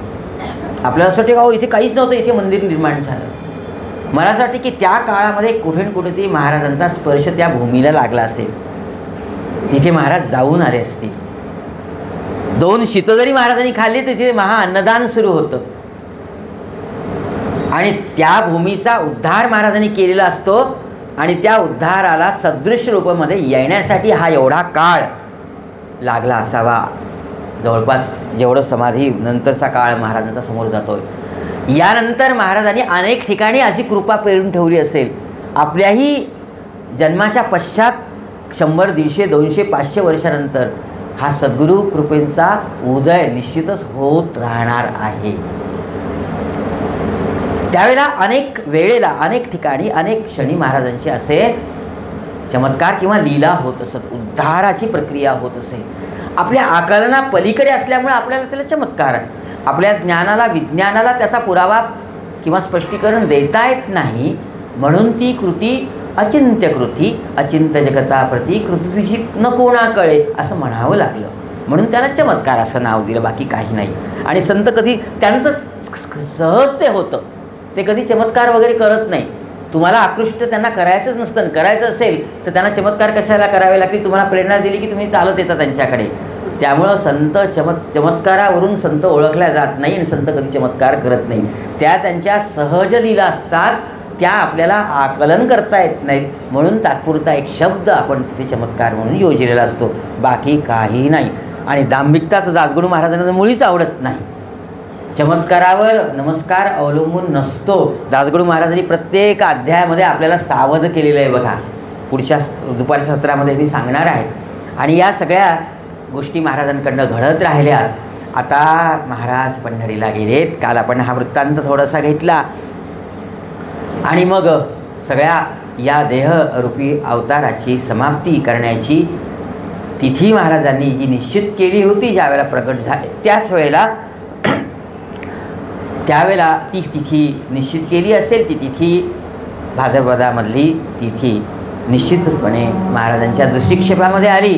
मग अनुमती मागण्यासाठी महाराज पांडुरंगाच्या चरणापाशी गेलेत. महायोगपीठे तटे भीमरत्या इथे गेलेत. आणि तिथे समचरणाच्या तिथे महाराज जात आहेत. सोबत हरी पाटील होते. केवढं भाग्य! महाराजांच्या सोबत हरी पाटील होते. महाराजांनी नमन केलं. पांडुरंगा, तसं तर नमन संवाद रोजचाच असेल ना. अहो तेच त्यांचं रूप. टाकळीकर बुवा म्हणाले, चालते बोलते पांडुरंग इथे आलेले आहेत, ते स्वतःच पांडुरंग. म्हणजे पांडुरंग तिथे कटीवर हात ठेवून उभे आहेत, विटेवर पाय आहेत. हे पांडुरंगाचं ते रूप उभं. आणि समोर असलेलं शेगावच्या पंढरीच्या पांडुरंगाचं रूप. असा पांडुरंग एकमेकांना भेटता आहेत. की सांगितलं की विठ्ठला, हा तुझा अवेरभाव, हा तुझा अवतार, तूच तुझा अंश, तू इथे धाडला, तुझ्या आज्ञेने बरंचसं कार्य केलं.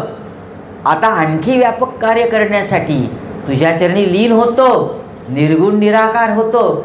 म्हणजे अनेक भक्तांपर्यंत मला पोचता येईल आणि त्यानुसार आज्ञा द्यावी. आता अनुज्ञा द्यावी.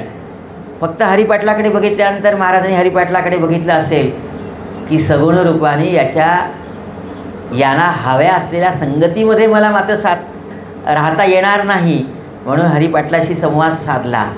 काहीतरी वेगळं महाराजांनी मागितलं पांडुरंगाला. हे हरिपाटलाला कळलं. खुलासेवार विचारलं की महाराज, हे असं भाषण, हे असं सद्गतीत होणं, याचा अर्थ काय समजायचा आम्ही? हरिपाटलाने विचारणा केली असेल ना महाराजांना की महाराज, असं कसं काय? ही अशी चर्या का पालटली? ही अशी अनज्ञा का मागितली? हे भाषण मला कळलं नाही. आपलं अबोध अवलिया स्वरूपाचं भाषण ऐकण्याची आम्हाला सवय आहे, पण इतकं स्पष्ट आणि काळजाला भिडणारं भाषण आपण का केलं? ते शब्द का ओठी आले सद्गुरुराया? काही सेवेमध्ये आम्ही चुकलो का? मला कुठेतरी आदमास येतो आहे की ही निर्वाणीची भाषा आहे. कुठेतरी तुमचा आम्हाला विरह होणार आहे असं काही बोलणं झालं होतं का? त्याचा आशय असा आहे का? त्याचा अन्वय असा आहे का? माझं मन शंकित होतं आहे महाराज, लवकर शांत व्हा. तेव्हा महाराज म्हणाले, हरी, काय सांगू तुला? असलो आणि लाईट गेले की आम्हीच चलबिचल करतो. घरामध्ये आम्ही सध्या तरी दोघंच आहोत, या खोलीतून त्या खोलीमध्ये. अरे काय हरकत आहे एका ठिकाणी बसायला? पण ते आपलं घर आहे ना, आणि हे गुरुग्रह आहे. हे गुरूंचं घर आहे, एवढे मोठे 300-400 लोक इथे बसलेले आहेत, एकही जागचा हलत नाही. आपण ज्यावेळेला गुरूंच्या सान्निध्यामध्ये असतो तेव्हा आपण आपल्या दृढ आपल्यामध्ये पण असतो ना, किती छान. म्हणून यासाठी कदाचित महाराज सांगितले, बघा आता राहिलेत ना, असं पण घरी पण असंच वागा बरं, म्हणून ते वारंवार लाईन घालवतात. खोदून खोदून ज्यावेळेला हरिपाटलांनी हा प्रश्न केला आणि सद्गुरुरायांना बोलतं केलं, तेव्हा सांगणं भाग आलं सद्गुरुरायांना. हरिविषयी जीव होता ना, भक्तांकित असतात महाराज. निमोणकरांना मी शेगाव निवासी आहे, शेगावला राहतो असं सांगणारे अनंत कोटी ब्रह्मांड नायक भक्तामध्ये गुंतले होते. त्याला भक्तांकित म्हणतात. नारायण एकालाच वश होतो, कोणाला? त्यांच्या भक्ताला. बाकी कोणालाच तो कयात येत नाही. इंद्रियाला तर गोचर नाहीच आहे. नेती नेती वेदानी श्रुतीने देखील म्हटलेलं आहे. मग आपण कुठे आहात? नारदाने प्रश्न विचारला ना की आपण कुठे आहात, आपला पत्ता काय? तेव्हा भगवंताने सांगितलं की माझा कायमचा पत्ता, कायमचं तुला जर मला भेटायचं असेल तर मी माझ्या भक्तांच्या हृदयामध्ये कायमचा असतो. भक्तांकित होतात, भक्तांच्या हृदयामध्ये कायमचे राहायला येतात. तेव्हा हरीला सोडून जाणं देखील महाराजांना गहिवरून टाकण्यासारखं होतं. अहो महाराज केवळ हंस नव्हते, परमहंस होते. केवळ परमहंस नव्हते तर प्रत्यक्ष परब्रह्म होते. आपल्याकडे आहे ना गृहस्थाश्रम, म्हणजे ब्रह्मचर्याश्रम, विद्यार्थी दशा, गृहस्थाश्रम, वानप्रस्थाश्रम, संन्यासाश्रम, संन्यास यती आश्रम, आणि त्याच्यामध्ये देखील मध्ये प्रकार आहेत. मग यतीच्या याच्यामध्ये जसे जसे त्यांची साधना यती धर्मामध्ये चालत जाते त्यामध्ये मग बहुदक, कुटीचक आणि मग असे प्रकार, मग हंस, आणि हंसानंतर मग परमहंस, आणि परमहंसानंतर मग अवधूत, आणि अवधूतनंतर परमेश्वर. महाराज प्रत्यक्ष परमेश्वर होते. आता त्या परमेश्वराला मला सांगा, ही माया, हे नातं, तो माझा आणि ते माझं लेकरू, याचा काही संबंध आला का? पण ही पासोडी पांघरली होती आणि या सगळ्या सेवेकऱ्यांसाठी, उद्धार करण्यासाठी भुवरी आले होते ना, म्हणून या भुवरीची माया महाराजांनी स्वीकारली आणि मग भक्तांच्या हृदयामध्ये अंकित झाले, भक्तांचे अंकित झालेत. महाराजांना चैन पडत नव्हती ना. नागपूरला ज्यावेळेला गोपाळ भुटींकडे गेले, चतुर्मासाच्या निमित्ताने सगळी छान व्यवस्था होती, पण शेगावकरांचा विरह महाराजांना वारंवार जाणवत होता. कधी येतो माझा हरी आणि कधी मला शेगावाला नेतो. खरं त्यांना येता येत नव्हतं का? गुप्त होऊन आले असते तर काय हरकत होती? किंवा गोपाळराव गुटींना देखील जर प्रेरणा दिली असती की महाराज आता या, तिकडे शेगाव आपली वाट बघत असते, तर गोपाळराव गुटी देखील सद्भक्तच होते, तेवढेच महाराजांना प्रिय होते. त्यांना प्रेरणा दिली असती तर झालं असतं. पण गोपाळ गुटींच्या मनामध्ये देखील महाराजांनी ती लीला रुजवली आणि माझा हरी कधी येतो, हरीची वाट बघायला लागली. आणि सांगितलं की गोपाळा मला जाऊ दे, तुझ्या धनावरच्या बळावर तुझ्या मला बांधून ठेवण्याच्या प्रक्रिया जरी असतील तो मनगटाच्या बळावर नेईल. श्रोते हो, ते मनगट भक्तीचं होतं, समर्पणाचं होतं. ती हिंमत खूप मोठी होती. समर्पणाची हिंमत पहाडापेक्षाही मोठी कणखर असते. बरं, तुम्ही समर्पित व्हा, तुम्हाला कोणीही लुटू शकणार नाही. तुम्ही समर्पित व्हा, तुम्हाला कोणीही पराजित करू शकणार नाही. तो मनगटाच्या बळावर, याचा अर्थ शारीरिक बळ नव्हे, समर्पणाचं बळ. जो श्रीचरणी समर्पित झाला ना तो अमर झाला, देहाच्या पल्ल्याड गेला. सृष्टीमधल्या सगळ्या बळाचं जे काही सामर्थ्य आहे ते त्याला प्राप्त झालं. त्याच्यासारखा श्रीमंत कोणीही नाही. त्या मनगटाच्या बळावर इथे महाराजांना सांगायचं होतं की गोपाळा तो असा आहे माझ्या चरणी, तो नाही, अख्खं शेगाव समर्पित झालेलं आहे आणि त्यामुळं मला त्याचा आठव वारंवार येतो आहे. वारंवार महाराजांना तिथे सगळी व्यवस्था होती. कदाचित शेगावपेक्षा आणखी चांगल्या पातळीची होती ना. सगळं होतं महाराजांच्या उपचारासाठी, पण शेगाव ते शेगावच ना. शेगावचे भक्त शेगाव निवासी तेच ना. म्हणून तर शेगाव निवासी स्वतःला महाराज म्हणून घेते झाले. ईश्वराला देखील निराकार स्वरूपामध्ये राहणं कधी कधी सांभाळता येत नाही. ते म्हणतात मला सगुण साकार होऊच जाऊ द्या, भक्तांच्या मेळ्यामध्ये जाऊच द्या. तो कृष्ण परमात्मा ज्यावेळेला मथुरेला गेला, ज्यावेळेला अक्रूराच्या करवी त्याला गोकुळामधून दुसरीकडे पाठवता आलं, त्यावेळेला भगवंताला देखील ते गोकुळ सोडत असताना कठीणच गेलं. गोपीचा विरह भगवंताला सहन नाही झाला. बरं, तद्वतच महाराज वाट बघत होते आणि हरी पाटील ज्या वेळेला आले, हरी चल मला शेगावला घेऊन जा इथून. आपल्याला अध्याय माहीत आहे. गोपाळ गोपीचा नाईलाज झाला आणि सांगितले खरोखरच महाराज त्यांचा अधिकार तुमच्यावर जास्त आहे. मानलं बरं शेगावकरांना. त्यांची भक्ती ही खरोखरच ज्ञानोत्तर आणि उच्च कोटीची भक्ती आहे. महाराज शेगावला आले आणि आनंदाने राहायला लागले. अशा त्या शेगावकरांचा पर्यायी हरींचा विरह होणार आहे म्हणून सद्गुरूरायांच्या देखील डोळ्यामध्ये पाणी आलं बरं पंढरीला. आणि त्यातल्या त्यात आता विचारतायत हरी पाटील की महाराज असं का झालं, काय नाही अश्रू आलेत. सद्गुरूराया आजपर्यंत कधी आपली अशी चर्या बघितली नाही, आताच का झाली. काय सांगू हरी तुला, हा विषय फार खोल आहे. तू मला समर्पित झाला पण मी पण तुझ्यामध्ये गुंतलो ना.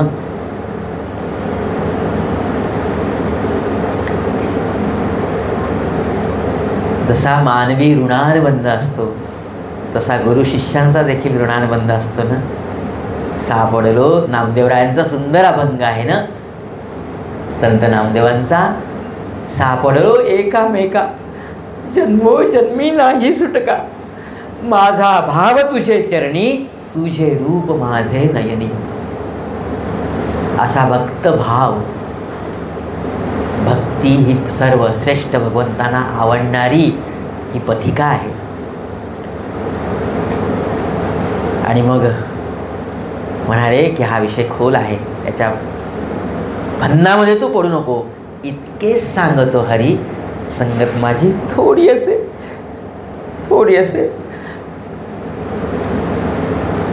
उरामध्ये खंजीर खुपसल्यानंतर जशा वेदना व्हाव्यात तशा या शब्दामुळं हरिपाटलांच्या मनाला असंख्य वेदना झाल्या. स्वतःला कसं पटवून सांगावं हा पहिला प्रश्न हरिपाटलांच्या समोर. मन मानायला तयार नव्हतं. ज्यांची कृतीही या जगाला अचिंत्य वाटावी आणि जे परब्रह्म योगीराज आहेत, महाराजाधिराज आहेत, काळालाही डर वाटेल, भीती वाटेल असा यांचा अवतार आहे. मृत्यूची काय दिशात, हे असं कसं म्हणतात, हे देखील संगत माझी थोडी असे असं कसं म्हणतात, हे देखील हरिपाटलांना स्वतःच्या मनाला समजून सांगण्यामध्ये क्लेश जात होते. आणि मग परतल्यानंतर शेगावकरांना कुठल्या मुखाने सांगायचं, कुठल्या तोंडाने सांगायचं हो की महाराज म्हणाले संगत माझी थोडी असे.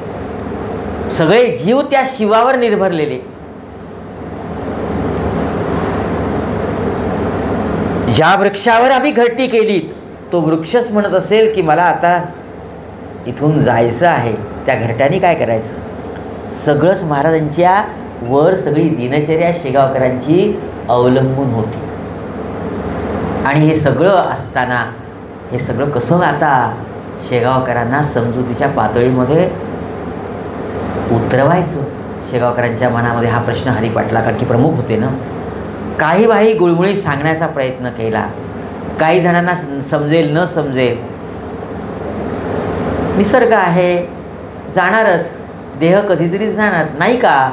दासगणू महाराज पण सांगतात ना समजून. ज्ञानेश्वर माऊलींनी समाधी घेतलीच ना, तुकोबारायांनी सदेह वैकुंठ गमन केलंच ना. ह्या सगळ्या गोष्टी समजुतीच्या पातळीवरच्या जरी असल्या तरी सद्गुरूंना सगुण रूपाने नित्य पाहणारे मनाचे डोळे आणि ते मन मात्र बार देत नाही, संमती देत नाही. मग महाराजांना पुढाकार घ्यावा लागला आणि भाद्रपद महिन्यामध्ये ती तिथी जशी जवळ आली त्यावेळेला श्रोते हो महाराजांनी सगळ्यांना बोलवलं.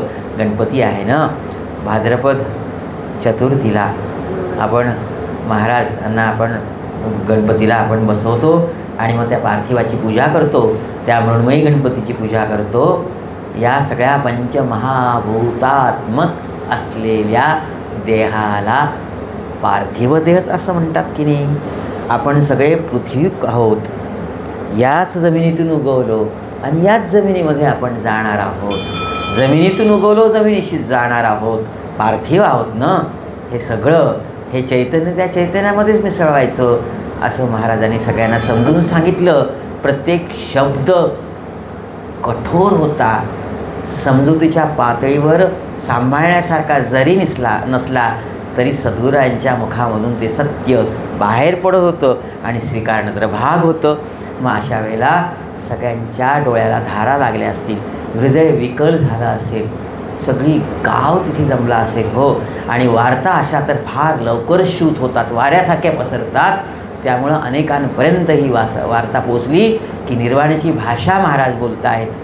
आपला देह या निसर्गाच्या विलीन स्वाधीन करण्यासाठी समाधीसाठी आपली सगळ्यांची अनुमती मागत आहेत. हे प्रत्यक्ष अप्रत्यक्ष सगळ्यांच्या मनाला समजलं बरं. आणि मग महाराजांनी सांगितलं की कधीही मनामध्ये विचार करू नका की मी देह त्यागतो आहे.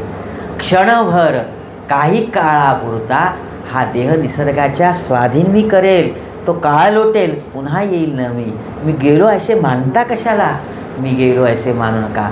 आणि जर तुम्हाला मी पुन्हा हवा असेल कुठल्याही स्वरूपामध्ये, निर्गुणामध्ये सगुणामध्ये, तर मग भक्तीसारखं साधन मी तुम्हाला दिलेलं आहे ना. तुम्ही मला समर्पित झाला आहात, त्या भक्तीच्या साधनामध्ये मात्र अंतराय करू नका, भक्तीत अंतर करू नका. निष्ठा सदैव ठेवा, सन्निधीला सोडू नका, आपसामध्ये एकोप्याने राहा. एकी आणि नेकी सोडू नका, एकी आणि नेकी, ससोटी सोडू नका की जे संस्थांमध्ये आज सांभाळल्या जातं. एकी आणि नेकी सोडू नका. आणि ज्या ज्या वेळेला अगदी अंतःकरणामधून तुम्हाला वाटतं ना की महाराज समोर या, त्यावेळेला मी तर आहेच ना, मी इथेच स्थित आहे. मी हरिपाठाला सांगितलेलं की मी इथे राहीन रे, आणि तिथेच माझ्या समाधीचं स्थळ केलेलं आहे, तिथेच रामरायाची प्राणप्रतिष्ठा केली आहे ना आपण. मग तिथे मी राहीन. काहीही, फक्त निसर्गाचा हा थोडासा सूर्य मावळला म्हणजे संपला का दुसऱ्या दिवशी उगवतीला तो हजरच असतो ना. तसे मी गेलो असे मानू नका, भक्तीचं अंतर करू नका. अशी छानपैकी जणू काही मनाची सांत्वना करणारी ही गुरु गीताच महाराजांनी त्यावेळेला सगळ्यांना सांगितली. आणि मग सगळ्यांनी मानलं. आणि मानल्यानंतर मग आपल्याला समाधीचा प्रसंग माहीतच आहे. श्रींनी समाधी घेतली, श्री निसर्गाच्या सानिध्यामध्ये गेलेत. तरी पण आपल्याला आवडत्या भक्तांना दर्शन देण्यासाठी श्रींचं दैहिक अस्तित्व कायम होतं, अगदी समाधी देईपर्यंत कायम होतं. रोणगावकर शास्त्रींनी त्याचा प्रकार आपल्याला करून दाखवला होता, ते आपल्याला या अध्यायामध्ये पाहायला मिळतं. महाराज समाधिस्थ झालेत. वरकरणी सगळ्यांना निश्चितचपणे शोक तर झालाच असेल, व्याकुळता आलीच असेल. कालरूपी वाऱ्यानी हा चिरंतन तेवत असलेला दिवा आज मालवला. दासगुरू महाराजांनी तीच एक फक्त ओवी वापरली, अन्यथा सगळं चला चला माऊली, चला समोर, चला समोर, काळ समोर जातो आहे. महाराज येथे स्थित आहेत आणि ते सगळ्यांना पुन्हा त्याच आनंद विभोरतेने दर्शन देतील याची खात्री बाळगा. देव नसता देव्हारात माळा बांधणे व्यर्थची, हे खरं नाही आहे बरं. मग त्यासाठी महाराजांनी 20व्या अध्यायामध्ये जी समाधीनंतर चमत्कार केले सांगितलं मी इथेच आहे. आणि त्या काळापासून तर या क्षणापर्यंत आपल्या सगळ्यांची मनोधारणा महाराज तर इथेच आहे, सगळीकडे आहे. जिकडे पाहावे तिकडे तू दिससे नाही ना. एक छानच झालं महाराज, आपण देहरूपाने देहातीत झालात का? अनेकांच्या हृदयामध्ये आपल्याला प्रकट व्हायचं होतं ना. आज पुन्हा प्रकट दिन येतो ना, त्यावेळेला प्रत्येक हृदयामध्ये महाराज नव्याने प्रकटतात. त्या हृदयामध्ये प्रकटतात, त्या कुटुंबामध्ये प्रकटतात, त्या गावामध्ये प्रकटतात, त्या संवत्सरामध्ये प्रकटतात. आणि असं चिरंजीवित्व महाराज त्यांच्या अवताराला देतात. ते आहेत म्हणून हे सगळं ज्ञान आहे, ते आहे म्हणून हे पठण आहे, श्रवण आहे, कीर्तन आहे, चिंतन आहे, मनन आहे आणि आपलं जीवन आहे. म्हणून हा सगळा आधार आहे. ते खऱ्या अर्थाने लोपले असते ना तर आपण जन्माला आलोच नसतो. आणखी एक सांगतो, इथे जे सगळे जमलेले आहेत ना ते सगळे त्या 32 वर्षाच्या काळामध्ये कुठून कुठेतरी आपण असू. आपण पुन्हा आलो ना महाराजांच्या सद्गुरू सेवेसाठी, याची साक्ष हीच साक्ष आहे की महाराज तिथेच आहेत. फक्त आपल्याला पुन्हा नव्याने यावं लागलं, आणखी यावं लागेल. कारण की त्यांचा संग हवा आहे ना, आपल्याला संतांचा संग हवा आहे ना. म्हणून तुकोराबा म्हणतात, थांबा, मी तुम्हाला धारिष्ठे मी बळ देतो, माझ्या अभंगाचं बळ देतो की जे अभंग कधीही न भंगणारं बळ जगद्गुरु तुकोबारायांनी दिलं की न लगे मुक्ती धनसंपदा. महाराज मुक्ती नको, पुन्हा जन्म द्या, पुन्हा अनेक घरामध्ये अनेक कुळामध्ये जन्माला घाला, पण शेगावच्या जवळ जरा जन्माला घाला. पुन्हा या आपल्या अक्षररूपी दासगणू विरचित गजानन विजय ग्रंथाच्या सावलीमध्ये उभं करा. पुन्हा ठाण्याच्या उपासना केंद्राच्या निमंत्रणासाठी जाण्याची अनुकूलता प्रदान करा. पुन्हा असा क्षण द्या, पुन्हा अशी उदारता द्या. मुक्ती नको बरं. मुक्ती जर घेतली तर या सगळ्या अजानबाहू माझ्या गजानन महाराजांच्या मूर्तीपासून मला कुठेतरी निराकारात जावं लागेल. न लगे मुक्ती धनसंपदा संत संग देई सदा, गजानन संग देई सदा. अनंत कोटी ब्रह्मांडाचे महाराज स्वामी, महाराज स्वामी. योगीराज प्रकटले ये मुनी शेगावी रामी. परब्रह्म सच्चिदानंद जय श्री सद्गुरुमूर्ती. परब्रह्म सच्चिदानंद जय श्री सद्गुरुमूर्ती. महाराजाधीराज ज्यांची कीर्ती, महाराजाधीराज ज्यांची त्रिखंडात कीर्ती. भक्त प्रतिपालका समर्था जय श्री गजानना. भक्त प्रतिपालका समर्था जय श्री गजानना. सदैव मुची घ्यावी सेवा हीच से प्रार्थना. सदैव मुची घ्यावी सेवा हीच से प्रार्थना, हीच से प्रार्थना. अनंत कोटी ब्रह्मांड नायक राजाधिराज योगीराज परब्रह्म सच्चिदानंद भक्त प्रतिपालक शेगाव निवासी समर्थ सद्गुरु श्री गजानन महाराज की जय.